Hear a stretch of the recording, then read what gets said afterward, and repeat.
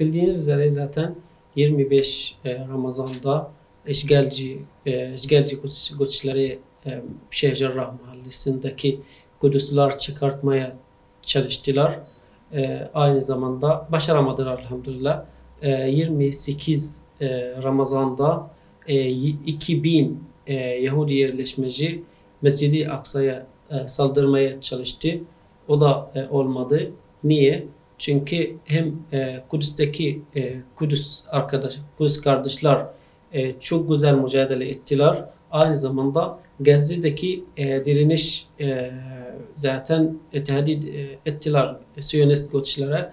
Eğer Mescid-i Aksa'ya saldırıyorsanız ya da Şeyh Cerrah Mahallesi'ndeki Kudüslüler çıkartacaksanız müdahale edeceğiz. Ondan sonra güzel bir elhamdülillah yerleşmeciler hem Mescid-i Aksa'ya saldıramadılar hem Şeyh Cerrah Mahallesi'ndeki Kudüsler çıkarmadılar. Aynı zamanda işgalciler Gazze'ye saldırdılar. 11 güne kadar bu devam etti bu saldırı. Tabii bildiğiniz üzere 253 şehidimiz var. Arasında arasında 40 çocuk var. 66 çocuk var ve 40 kadın var.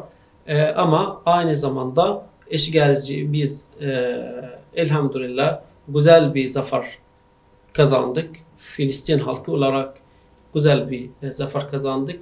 Tabii bu kazandıktan sonra işgalciler bu dünyada büyük bir hezimet aldılar.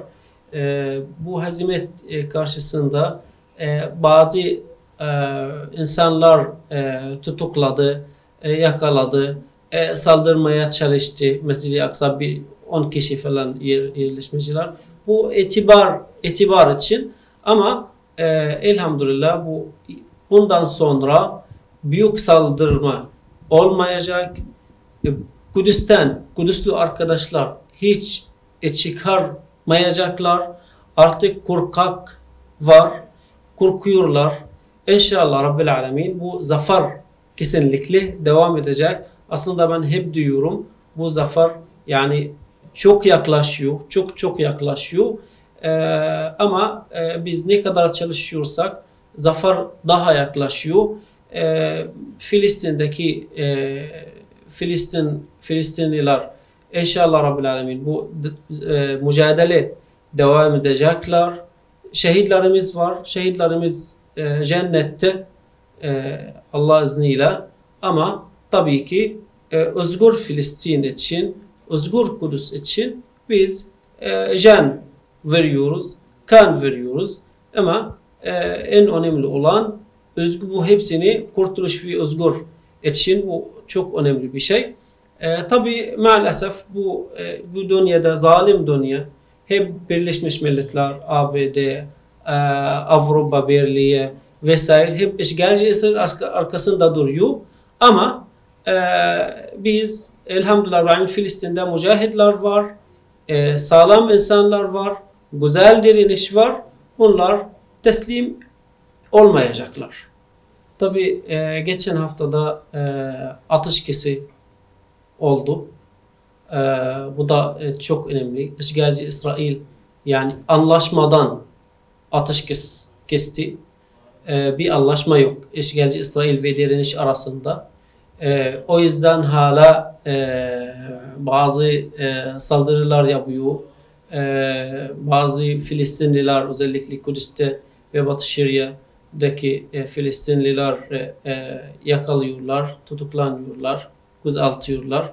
Ama bu normal bir şey. Direniş tabii her zaman hazır. İyi bakıyor. Tabii bu işgalci İsrail çünkü yeniledi. Bu dünyada bu hep yani itibarı çok düştü bu dünyada. O yüzden bu saldırılar ve bazı tutuklamalar falan bu sadece itibar göstermek için bu dünyada Ama eski durum eski gibi olmayacak. Çünkü dediğim gibi artık büyük saldırı, Mescid-i Aksa büyük baskını hiç olmayacak. Hiçbir Filistinli Kudüs'ten ihraç edilmeyecek. Hep Filistin'de kalacaklar, Kudüs'te kalacaklar, devam edecekler. Mücadele devam. Mavi Marmara yıl dönümü şimdi yaşıyoruz. Bu çok önemli bir olay. Özellikle sadece yani Gazze halkı değil, bütün Filistin davası için çok önemli bir olay, çok önemli bir hatıra. Ben zaten Gazze'liyim.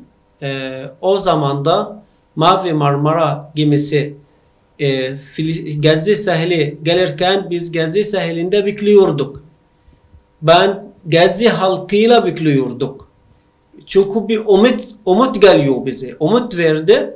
Tabi Gazze'de beklediğimiz zaman işgalci güçleri Mavi Marmara gemisine saldırdı. Çok güzel 10 şehidimiz vardı Türkiye halkından. Bu şehitler kanı Gazze denizinde kandı. Allah rahmet eylesin. Biz Gazze'de hala bu şehitler resimleri Gazze'de her yerde var. Anıt da var Gazze'de bunlar için. Biz tabi işgalci güçleri Türkiye halkından arkadaşlar, kardeşler katlettiği gibi Filistinliler katlediyor. Zalimler her zaman her yerde aynıdır. Biz hep yani yeni bir Mavi Marmara bekliyoruz. Yeni bir Mavi Marmara bekliyoruz. İnşallah Türkiye'den yeni Mavi Marmara Gazze'ye gidecek. Bu çok önemli bir şey. Çünkü bu işgalciler gerçek resmi, gerçek algısı bütün dünyaya gösteriyor. Bu Mavi Marmara gösterdi zaten. Sivil insanlar Gazze'ye abluka kaldırmak için geldiler. Silah yoktu, hiçbir şey yoktu. Bunlara rağmen işgal güçleri saldırıp katlettiler. Çok üzüldük o zaman da. Biz beklerken çok üzüldük. Çok üzüldük. Yemek, gezme, her şey hazırladık. Türkiye'den gelen kardeşler ama bunlar cennette ziyafet, güzel ziyafet almışlar. Allah rahmet eylesin. Dünyadaki 2 milyar Müslümanlara söylüyorum. Kudüs sadece Filistinlilere ait değil, bütün ümmete aittir. Mescid-i Aksa Müslümanların ilk kıblesi, ikinci mescid, üçüncü haram. O yüzden yani Mescid-i Aksa bırakmayın. Sessiz kalmayın. Ayakta kalın. Mescid-i Aksa ve Kudüs size bekliyor. Ona yardım edin.